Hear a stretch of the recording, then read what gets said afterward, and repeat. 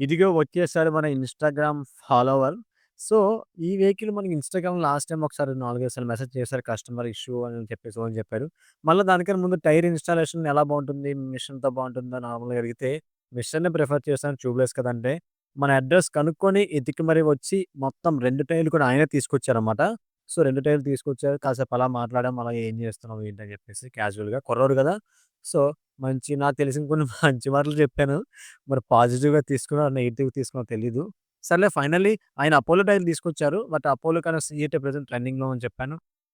సరే తీసుకొచ్చేసారు కదా! ఇంక వేసేసాను. ఫ్రంట్ వీల్ వేసేసాం. అట్లానే బ్యాక్ వీల్ విషయానికొచ్చేసరికి బ్యాక్ వీల్ కూడా సేమ్ కాపీ పేస్ట్ అనమాట. టైర్ తీసేసాం. పాత టైర్ తీసేసి కొత్త టైర్ అయితే ఇన్‌స్టాలేషన్ చేసేసాం. సో, దీంతో అంటే మీకు అర్థమయ్యేలా చెప్పాలేంటంటే ఈ పర్టిక్యులర్ ఈ పెద్ద వెహికల్స్ ఉన్నాయి కదా!